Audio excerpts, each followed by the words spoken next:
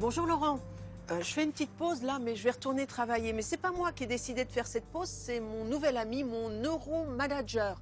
Il a mesuré les ondes de mon cerveau et puis il m'a dit « Laurence, t'es pas assez concentré, va faire un petit tour puis tu reviens après ». Là, je vais y aller, je crois. Je vais retourner travailler.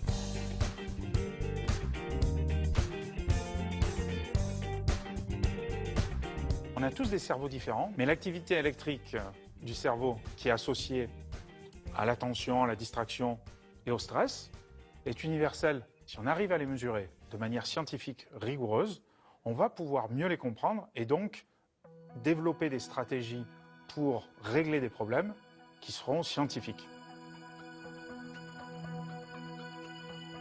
Donc là, tu essaies de te relaxer au maximum. Ça, c'est donc le niveau de stress et ça, c'est l'attention. Les pics de stress comme ça veut dire quoi? Parce que c'est un niveau général. Tu as des bouffées. Tu as des bouffées de le stress. Ce qui se passe avec le stress, c'est que tout ça est hypersensible. Le casque va nous informer sur l'activité électrique du cerveau. Ensuite, il va falloir donner du sens à cette information, et c'est le rôle de l'intelligence artificielle et de la masse de données qu'on a pu collecter partout dans le monde.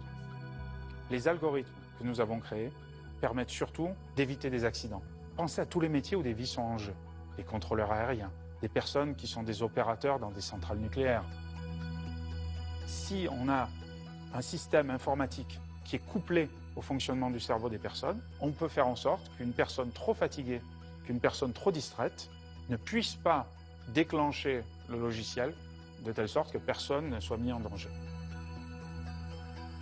Si je suis fatigué après 2 heures de travail, le logiciel peut me dire « fais une pause, va faire un tour ». Parce qu'une fois que je serai rechargé, je serai à nouveau moins stressé, plus efficace.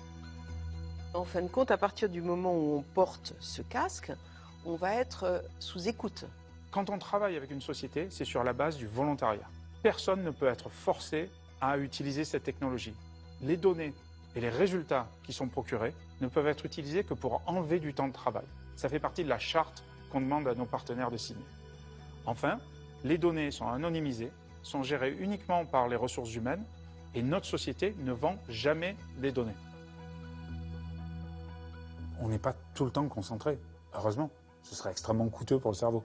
Là, apparemment, ce que je suis en train de vous raconter n'est pas super intéressant. Une application importante est la sécurité routière. Ce qu'on a réussi à montrer, c'est que certaines voitures étaient plus dangereuses du point de vue de la distraction que d'autres. Qui est quelque chose qui, au niveau des compagnies d'assurance et pour la santé et la sécurité des gens, est extrêmement important. Mieux gérer sa concentration et son stress permettrait également de mieux apprendre. Aussi, ces neurosciences intéressent le ministère de l'Éducation nationale. Ce qui est important pour ces scientifiques, c'est de faire évoluer notre environnement afin qu'il s'adapte au fonctionnement de notre cerveau et non pas l'inverse.